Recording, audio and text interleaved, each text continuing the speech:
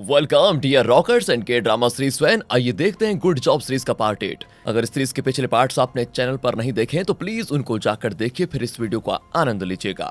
Links वही नीचे description में मिल जाएंगे। पिछले पार्ट के एंड में हमने देखा कि यूकॉन कंपनी की वाइस चेयरमैन रिचर्ड ने इमरजेंसी बोर्ड मीटिंग बुलाई थी, क्योंकि सभी को यकीन हो चुका था कि डॉन मर चुका है। वोटिंग भी होने लगी थी और रिचर्ड को यकीन था कि सब उसी को वोट देकर चेयरमैन बना देंगे। लेकिन बहुत ही कम लोग रिचर्ड को वोट करते हैं, बाकी सभी तो उसके खिलाफ ही वोट करते हैं। रिचर्ड और केनेथ चौंक जाते हैं दोस्तों ये देखकर, और तब हुई थी डॉन, सेरा और डॉन के सेक्रेटरी की एंट्री। सभी बौखला गए थे, खासकर रिचर्ड और केनेथ। तो पार्ट 8 की शुरुआत में डॉन वहां आराम से बैठ जाता है और कहता है कि ये सब आपके चेहरों पे ये 12 क्यों बजे हुए हैं? ओह, आप सभी डर गए हो क्या कि ये डॉन का भूत कहां से आ गया? यही बताने तो मैं आया हूं कि मैं अब भी इस कंपनी का चेयरमैन हूं। मैं मरा नहीं, जिंदा हूं। मैं तो बस कुछ दिन आराम कर रहा था। लेकिन इतने में कुछ लोगों को ना जाने बहुत जल्दी थी, उन्होंने ये बोर्ड मीटिंग अरेंज कर दी। लेकिन इस वोटिंग से मुझे ये जरूर पता चल चुका है कि मुझे कौन लोग सपोर्ट करते हैं और कौन मेरे खिलाफ काम कर रहे हैं। पर देखो, अब इस बोर्ड मीटिंग की जरूरत ही नहीं है, क्योंकि मैं तो जिंदा हूँ। ये कहकर डॉन अपने सेक्रेटरी और सेरा के साथ वहां से बाहर चला जाता है। अब दोस्तों, वो लोग जिन्होंने रिचर्ड को सपोर्ट किया था वो रिचर्ड पर भड़क जाते हैं कि तुमने तो कहा था कि डॉन मर चुका है, इसीलिए हमने तुम्हें वोट दिया। तुम्हारी बात का विश्वास करके हमने डॉन के खिलाफ वोट किया, लेकिन अब वो जिंदा आ गया है। उसे पता भी चल चुका है कि हम लोग तुम्हारे साथ हैं। अब न जाने वो हमारे खिलाफ क्या फैसला लेगा। तुमने तो हमें बुरा फंसा दिया। रिचर्ड उन्हें शांत करता है कि किसी को कुछ नहीं होगा, मैं सब संभाल लूंगा। बाहर डॉन सेक्रेटरी से कहता है कि मुझे तो तुम्हारा शुक्रिया अदा करना चाहिए, अगर तुम ना होते तो ये सब पॉसिबल ही नहीं होता। अब दोस्तों, ये किस लिए सेक्रेटरी को थैंक्स कर रहा है, ये जानने के लिए बस 10 दिन पहले का फ्लैशबैक दिखाया जाता है। आपको याद होगा, सेक्रेटरी ने डॉन के कमरे का वो सीक्रेट डोर खोला और अंदर चला गया था। वहाँ पे फ्रेड और किम का रोमांस चल रहा था। इस पर सेक्रेटरी को गुस्सा आ गया था कि डॉन जिंदा है या नहीं, इसकी फ्रेड को जरा भी फिक्र नहीं है और वो यहाँ पर मजे से रोमांस कर रहा है। तब फ्रेड ने उसको मनाने की बहुत कोशिश की थी, लेकिन वो फ्रेड को बुरी तरह डांटने लगा और कोई रास्ता न पाकर फ्रेड को बताना पड़ा कि जैसा सब समझ रहे हैं, डॉन मरा नहीं है, वो एक सीक्रेट मिशन पर है। ये कहकर उसने डॉन को कॉल किया और सेक्रेटरी से उसकी बात भी करवाई।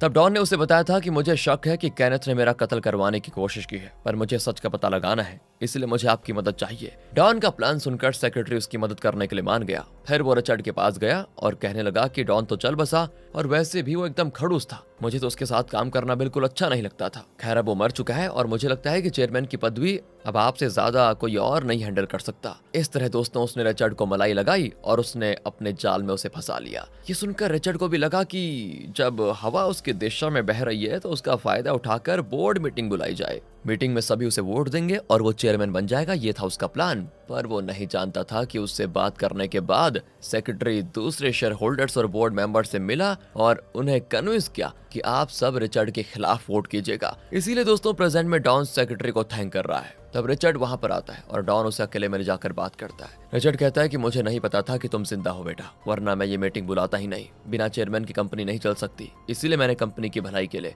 वोटिंग करवाई थी। मेरा कोई गलत इंटेंशन नहीं था। डॉन कहता है ठीक है, वो सब तो ठीक है अंकल, लेकिन मुझ पर एक गैंग ने हमला किया था और मेरा कत्ल करने की कोशिश की थी। मुझे शक है कि यह सब आपके बेटे केनेथ ने करवाया है। अब यहाँ पे रिचर्ड बात को बदलने की कोशिश करता है और कहता है कि बेटा जो भी हो, मैं उसे बहुत ही जल्द यूएस भेजने वाला हूँ, फिर तुम्हें उस पर शक करने का मौका ही नहीं मिलेगा। ये कहकर वो सीधे केनेथ के कमरे में जाता है और उसे काफी सुनाता भी है कि मैंने तुम्हें लाख मना किया था, डॉन के मामले में दखल मत दो। तुमने एक चिंगारी फेंकी और अब उसके दिल में तुम्हारे खिलाफ आग लग चुकी है, अब वो तुम्हें छोड़ेगा नहीं। लेकिन केनेथ एकदम शांत होकर कहता है कि पापा, डॉन हमसे इसीलिए गुस्सा है क्योंकि उसकी माँ का वो नेकलेस खो गया और उसे शक है कि वह हमारे घर में था। आप उस नेकलेस के बारे में उसे बता दीजिए, फिर वो हमारे रास्ते में कभी नहीं आएगा, वरना उसे लगेगा कि आपने उस नेकलेस की खातिर उसकी माँ का कत्ल कर दिया। इस पर रिचर्ड उसे और डांटता है और फिर निक से कहता है कि तुम उस गैंग लीडर को समझाओ कि वो पुलिस में सरेंडर हो जाए और किसी भी हालत में केनेथ का नाम न ले, क्योंकि अगर डॉन को सच पता चल गया तो फिर हमारी खैर नहीं। दूसरी ओर दोस्तों,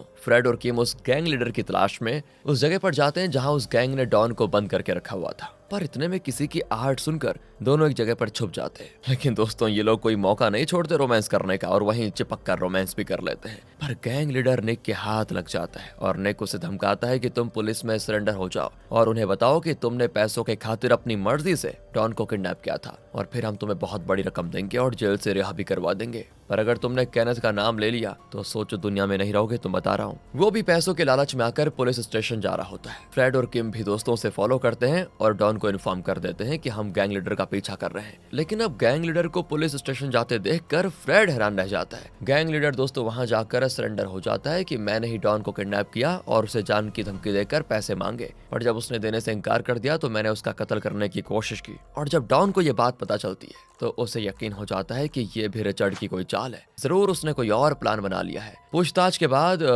गैंग लीडर बार बार यही कहता है कि मैंने अपनी मर्जी से डॉन को किडनैप किया था, ना कि किसी के बहकावे में आकर किया। अगले सीन में दोस्तों केनेथ रिचर्ड के ऑफिस में आकर निक को पकड़ लेता है कि तुमने उस गैंग लीडर को पुलिस में सरेंडर होने को क्यों कहा, बताओ। अगर अब वो मेरा नाम लेगा और मैं फंस जाऊं तो? रिचर्ड कहता है कि पहले तो तुम निक का शर्ट छोड़ दो, वो गैंग लीडर तुम्हारा नाम नहीं लेगा, तुम जल्द से जल्द यूएस जाने की तैयारी करो बस। दूसरी ओर डॉन अपनी माँ की फोटो को देखकर कहता है कि माँ, तुम्हारे कातिल के मैं बहुत ही नजदीक पहुंच चुका हूँ, मैं जल्द ही उसका पता लगा लूंगा। अगले दिन निक रिचर्ड के पास भागा चला आता है और बताता है कि केनेथ को अरेस्ट करने के लिए पुलिस आई है। इतने में केनेथ भी आ जाता है और वो निक पर भड़क जाता है कि तुमने तो कहा था कि वो गैंग लीडर मेरा नाम नहीं लेगा, पर अब पुलिस मुझे अरेस्ट करने क्यों आ गई? अब मैं क्या करूं बताओ? असल में केनेथ ने कंपनी में जो बहुत बड़ी रकम का घोटाला किया था, उसी सिलसिले में डॉन ने पुलिस को बुलाया होता है। रिचर्ड भी ये बात जान चुका था और वो कहता है कि तुम्हारी करनी ही ऐसी थी बेटा, कि एक न एक दिन पुलिस ने तुम्हें अरेस्ट करना ही था, इसमें निक की कोई गलती नहीं है। केनेथ कहता है कि निक सब कुछ जानता था, लेकिन इसने हमेशा मेरा साथ दिया,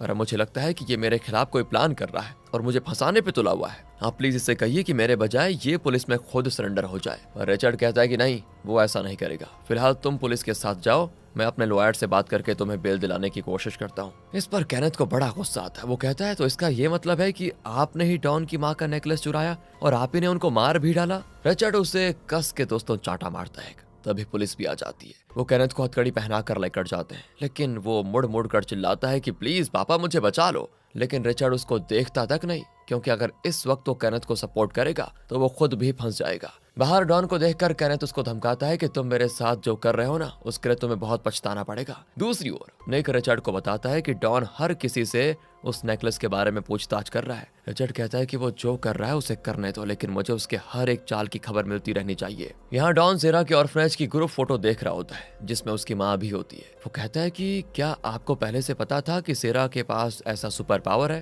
वो अपनी माँ से बात कर रहा होता है दोस्तों फोटो में। वो अपनी माँ से आगे कहता है, माँ, हैरानी की बात तो यह है कि वो उसी सुपर पावर के जरिए आपके कातिल का पता लगाने में मेरी मदद कर रही है। क्या इसी को किस्मत कहते हैं? ये कहकर वो फोन में सेरा को देखता है और मन ही मन ये सोचकर स्माइल कर लेता है कि बचपन में भी सेरा बड़ी क्यूट थी। अगले दिन डॉन का सेक्रेटरी बड़ी टेंशन में डॉन के पास भागा चला आता है। डॉन ने उस गाँव के एक फोटोग्राफर से कुछ फोटोज लिए थे, याद है? उनमें से एक फोटो में रिचर्ड और उसके पास कोई और खड़ा होता है। डॉन ने सेक्रेटरी से पूछा था कि उस आदमी का पता लगाओ जो रिचर्ड के पास खड़ा है, तो सेक्रेटरी ने उसका पता लगा लिया था और वही बताने के लिए वो आया है। वो कहता है कि वो आदमी 20 साल पहले रिचर्ड का ड्राइवर हुआ करता था और मैंने उसका एड्रेस भी पता लगा लिया। ये सुनने के बाद तो डॉन की उम्मीदें जाग जाती है कि अगर उस ड्राइवर से बात करेंगे तो शायद मेरी माँ के केस में कोई सुराग मिल जाए। सेक्रेटरी भी डॉन के साथ जाना चाहता है, लेकिन डॉन कहता है नहीं, तुम भी आ गए तो यहाँ का काम कौन संभालेगा, मैं चला जाऊंगा, तुम ऑफिस संभालो। कहकर डॉन सेरा को लेकर उस एड्रेस पर जाता है, लेकिन वहाँ पर कोई नहीं होता, सिर्फ एक बलून होता है। शायद ये एड्रेस गलत है, ये सोचकर दोनों दूसरी जगह जाते हैं जो थोड़ी ऊंचाई पर होती है। सेरा यहाँ पर अपने सुपर पावर यूज करके जल्दी पता लगाना चाहती है, लेकिन डॉन उसकी आंखें बंद कर देता है और कहता है कि प्लीज पावर का यूज मत करो वरना तुम्हारी जान को खतरा हो सकता है। सेरा भी कहती है कि अरे वाह, तुम्हें मेरी फिक्र भी है क्या? डॉन कहता है नहीं नहीं, तुम मेरी असिस्टेंट हो, अगर तुम सुपर पावर यूज करके बेहोश हो गई तो मेरा काम कौन करेगा पूरा? एकदम अनरोमांटिक बुद्धू है दोस्तों ये आदमी। ये सोचकर सेरा वहां से निकलती है तो डॉन भी उसके पीछे चला जाता है। तब दो औरतें एक छोटी बच्ची को ढूंढ रही होती है। वो इनको उस बच्ची की फोटो दिखाकर पूछते हैं कि आपने इसे कहीं देखा है? उस फोटो में उस बच्ची के हाथ में दोस्तों येलो कलर का बलून होता है। डॉन और सेरा ने नीचे एक जगह पर यही बलून देखा था, तो वो उन औरतों को उसी जगह पे लेकर जाते हैं। वहाँ वो बच्ची एक गड्ढे में होती है दोस्तों। सेरा तुरंत उसको बाहर निकाल कर पूछती है कि तुम यहाँ पर क्या कर रही थी? असल में रिसेंटली इस बच्चे की माँ चल बसी थी। वो कहती है कि सबने मिलकर माँ को जमीन के नीचे दफना दिया था। मैं अपनी माँ से मिलना चाहती थी, इसीलिए जमीन के अंदर जाने की कोशिश कर रही थी। सुनकर सेरा को उसके लिए बहुत ही बुरा लगता है और बड़े प्यार से वो समझाती है कि बेटा, तुम्हारी माँ नीचे नहीं ऊपर स्वर्ग चली गई है और वहाँ से वो हमेशा तुम्हें देखती रहेंगी, इसीलिए तुम हमेशा खुश रहना, तभी वो तुम्हें देखकर खुश होंगी। वो भी कहती है सच में आंटी, क्या माँ मुझे हमेशा देखेंगी? फिर तो मैं कभी नहीं रोऊंगी। ये कहकर वो सेरा से लिपट जाती है। सेरा भी उसे बड़े प्यार से सहलाती है। अगले सीन में ये दोनों फिर उसी एड्रेस की तलाश में निकल जाते हैं और बहुत ढूंढने के बाद आखिर उन्हें उस ड्राइवर के घर का डोर नंबर दिख जाता है। वो उस घर में जाते हैं तो वहाँ वो ड्राइवर भी होता है। अब डॉन उसे रिचर्ड की फोटो दिखाकर पूछता है कि क्या 20 साल पहले आप इनके ड्राइवर हुआ करते थे, लेकिन वो घबरा जाता है और कहता है कि नहीं, मैं किसी को कुछ नहीं बताऊंगा, तुम लोग चले जाओ। तभी वहाँ पर वो बच्ची आती है जिसे सेरा ने गड्ढे से निकाला था। सेरा को देखकर वो बड़ी खुश होती है और कहती है अंदर आइए आंटी। ड्राइवर तो चौंक जाता है, क्या तुम इसे जानती हो बेटी? असल में दोस्तों ये बच्ची ड्राइवर की पोती है। तब उसके साथ आई भी औरत बताती है कि ये तो अपनी माँ से मिलने के लिए गड्ढे में उतर गई थी, लेकिन इन दोनों ने इसको ऐन वक्त पर बचा लिया, वरना न जाने इस बच्ची का क्या होता। ड्राइवर ये सुनकर बहुत इमोशनल हो जाता है। डॉन कहता है कि जिस तरह ये बच्ची अपनी माँ के लिए तरस रही है, उसी तरह 20 साल पहले मैं अपनी माँ को खोकर अभी तक तरस रहा हूँ। आप जो कुछ जानते हैं प्लीज मुझे बता दीजिए, आपका एक छोटा सा सच भी मेरे बहुत काम आ सकता है। इतने में निक वहाँ पर आ जाता है क्योंकि रिचर्ड ने उसे डॉन की जासूसी करने का काम दिया था। तभी ड्राइवर भी पूछता है कि आपको आखिर जानना क्या है। तो डॉन उसे वो फोटो दिखाकर पूछता है कि 20 साल पहले आप एक गाँव में गए थे और उस वक्त रिचर्ड भी आपके साथ था। आप मुझे ये बताइए कि आप वहाँ क्यों गए थे और क्या वहाँ पर कोई ऐसी घटना घटी थी जो आपको याद है? ड्राइवर बहुत देर सोचकर बताता है कि मुझे कोई घटना याद तो नहीं है, लेकिन रिचर्ड के कहने पर मैंने ऑर्फनेज के एक लड़के को स्पॉन्सर किया था। रिचर्ड ने मुझे बताया था कि वो उस लड़के को यूएस भेजना चाहता है। वो लड़का कौन था और रिचर्ड उसे यूएस क्यों भेजना चाहता था मुझे नहीं पता। डॉन फिर दोस्तों से ऑर्फनेज का ग्रुप फोटो दिखाकर पूछता है क्या वो लड़का इस फोटो में है। फिर वो अच्छे से देखने के बाद एक लड़के को पहचान जाता है और कहता है यही तो है वो लड़का, इसका नाम शायद चैंग था। डॉन उस लड़के को देखने लग जाता है और देखकर दोस्तों हमें लगता है कि ये तो वही लड़का है जो सेरा के सपने में आता है। यानी सपने में सेरा एक जंगल में जब जा रही होती है और नीली आंखों वाला एक लड़का उसके सामने आ जाता है वही। लेकिन रिचर्ड इस लड़के को स्पॉन्सर क्यों कर रहा था और इसे यूएस क्यों भेजना चाहता था, ये फिलहाल तो एक मिस्ट्री है। अब निक सीधे रिचर्ड को बताने चला जाता है कि डॉन आपके पुराने ड्राइवर के घर पहुंच चुका है और उसे चैंग के बारे में भी पता चल चुका है। सुनकर रिचर्ड तो चौंक जाता है, लेकिन निक कहता है आपको फिक्र करने की जरूरत नहीं है, इसके आगे तो डॉन कुछ भी पता नहीं लगा पाएगा क्योंकि चैंग नाम का कोई इस दुनिया में है ही नहीं। मैं ठीक कह रहा हूँ ना? दोस्तों ये सुनकर तो हमें ऐसा लगता है कि शायद इन लोगों ने प्लान करके चैंग का कत्ल कर दिया है या फिर इसमें और भी कोई मिस्ट्री छुपी है। ये सब तो आगे जाकर पता चलेगा। रिचर्ड को ये सब बताकर निक जाने लगता है तो रिचर्ड उसे वापस बुलाता है। शायद उसे निक पर शक है। रिचर्ड पूछता है कि मेरे बेटे ने जो गलतियां की हैं वो सब तुम पहले से जानते थे, लेकिन तुमने उस बारे में मुझे कभी कुछ बताया नहीं। क्या तुम पहले से ये भी जानते थे कि केनेथ के खिलाफ डॉन के पास सारे एविडेंस है? निक कहता है नहीं, मैं कुछ नहीं जानता था। ये कहकर वो निकल जाता है। रिचर्ड को दोस्तों अब निक पर और शक होने लगता है। हमें भी निक पर शक हो जाता है क्योंकि वो पहले से ये सब जानता था, लेकिन वो झूठ बोल रहा है। यहाँ इंस्पेक्टर को दिखाते हैं जो खुद उसी ऑर्फनेज में पला बड़ा था जहाँ सेरा रहती थी। वो जान चुका है कि वो जिस औरत को एंजल लेडी कहते थे वो असल में डॉन की माँ थी, जो अक्सर ऑर्फनेज में आकर बच्चों के साथ वक्त बिताती थी, उनसे बहुत प्यार करती थी। उसकी असिस्टेंट बताती है कि डॉन अपनी माँ का नेकलेस ढूंढ रहा है। ये सुनकर इंस्पेक्टर को लगता है कि शायद उस नेकलेस का केनेथ से कोई ना कोई कनेक्शन तो जरूर है। यहाँ रिचर्ड अपने बेटे केनेथ से मिलने जाता है जो कि जेल में बंद है। वो कहता है कि बेटा तुम सब्र से काम लो, मैं अपने लॉयर से बात कर चुका हूँ, वो जल्दी तुम्हें बेल दिलवा देगा, फिर तुम यूएस चले जाना।